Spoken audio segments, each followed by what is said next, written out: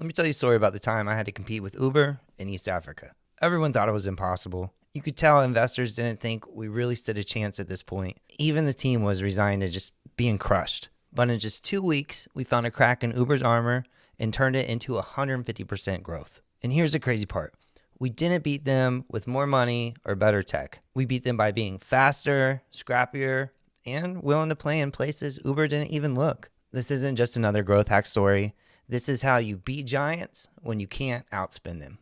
Let me set the stage. The company was called Mondo Ride, a local Nairobi rideshare app that was struggling to stand out. The branding was generic, their message didn't fit the market, and Uber was already dominating with budgets 10 times bigger than anything we could touch. So when they brought me in, the first pivot wasn't complicated.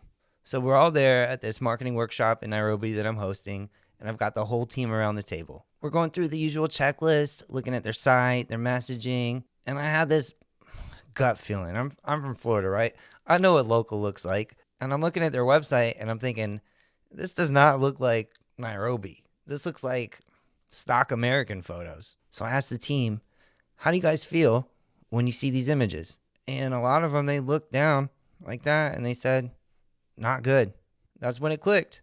I remember these stories like Gordon Bethune, who turned Continental Airlines around with just new uniforms. Or when Dave Thomas from Wendy's would buy a new restaurant, the first thing he'd do is paint the inside so everyone would feel better.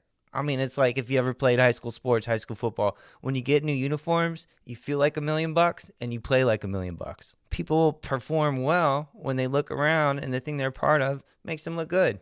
It's because it makes them feel like they belong. So we grabbed a camera that afternoon and we made those photos happen. Like we literally just went outside with the camera, shot pictures with the staff, with the team, used the vehicles. I mean, it was a rideshare app. And I stood there and I produced the photo shoot myself to make sure everything looked good. Now, luckily, a couple of people on the team had some modeling experience, so that made it a bit easier to make it all pop. But here's where it gets interesting. We didn't just use those photos for the websites or the ads or the social media. We started doing press outreach in a really scrappy way to where we'd find a Twitter post from a journalist, click through, go to the website, find the journalist's email, and then we'd send out literally just a message that said, hey, what's the process for submitting a press release?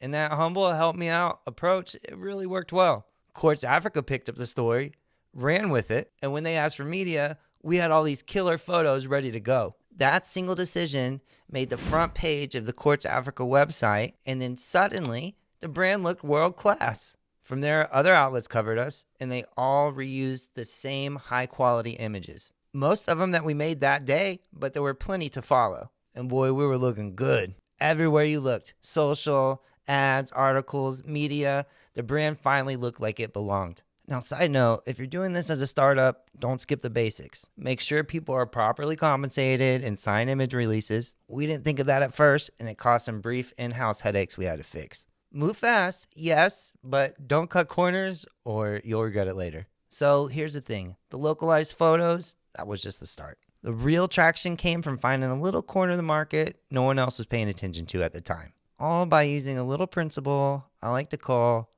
the bull's butthole. See, at that time, nobody was really buying AdWords for taxi cabs in Nairobi. That little overlooked go-to became our secret sauce. Now, of course, eventually big players catch on. But by then, we'd already carved out a foothold they couldn't ignore. This bull's butthole principle is simple. Absolutely dominate one little area of your market that nobody really cares about. Then expand from strength instead of weakness. When you're competing with the big guys, you learn pretty quickly you can't outspin the giants. So instead of spreading thin, you tighten every ounce of focus on one small spot, just like a bull's butthole. And these spots are often ignored. If you were brick and mortar, it could be every park bench, every billboard within a 5-minute drive of your office. If you're a solopreneur, it could be instead of trying to scale up your followers, making the very best content and offers you can for the people who already follow you. And in the case of Mondo Ride, it was to buy up those AdWords when people are searching for taxi cabs. Not everybody, but to get all of that area of the market that big companies like Uber didn't even care about or just ignored. So it may have been a small segment, but all of it was ours for a while. So why does this work? Because most companies waste effort putting all their energy in too many different buckets. They see they need to be on this platform, that platform, this platform. They're in 5 channels. They got 10 different audiences, 3 different offers, and they wonder why nothing sticks. Giants like Uber can afford that.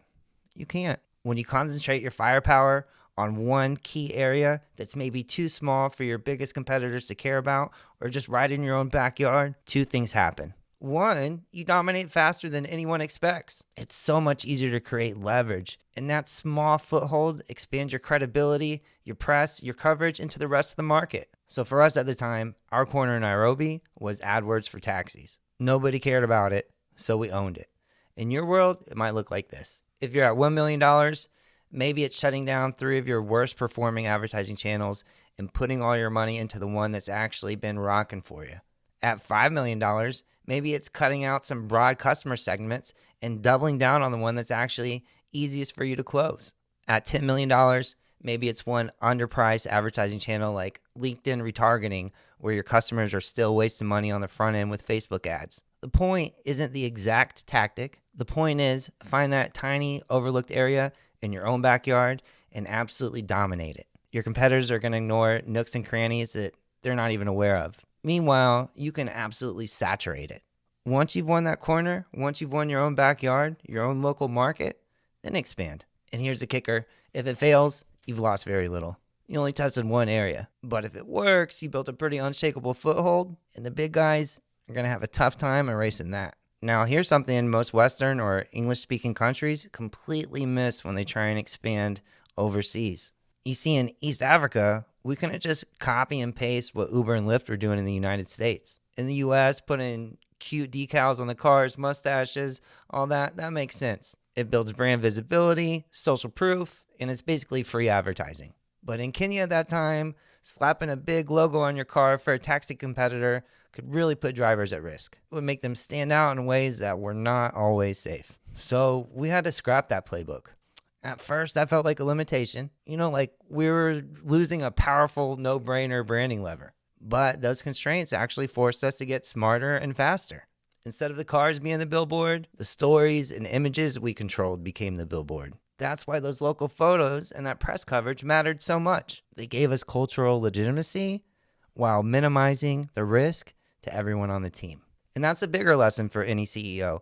Adapting to your real-world constraints is not a weakness. It's a competitive edge. Because while everyone else is burning energy trying to copy and paste best practices from other markets, you're the one actually finding the move that works where you are. In other words, the constraint became the catalyst. That's what let us scale faster than anyone thought was possible. And here's what happened. Within 2 weeks of kicking off the engagement with me, ride volume jumped by 150%. The press coverage looked like we belong next to giants, not underneath them. And the brand finally resonated, not just with customers, but with the team itself. That combination, focused acquisition, smart press, authentic branding, it created momentum that was really tough for Uber to erase. Now here's the part I want you to hear clearly. This was not some high-risk moonshot. It was a contained bet. We didn't try to fix every leak, every channel, every audience all at once. We found one little area, one little tight circle in our own backyard nobody cared about, and we dominated it. If it hadn't worked, the downside was tiny. A small AdWords spend, some scrappy time trying to scrounge up some press with some cold emails. That's it. But because it did work, the upside was massive. Momentum, visibility, credibility, and growth that punched way above its weight. That's the beauty of the Bull's Butthole Principle.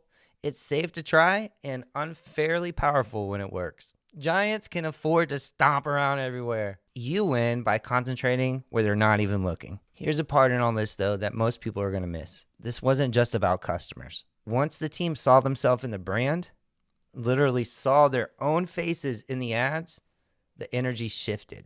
And when your team believes, the market feels it. So if you take one thing from this story, let it be this.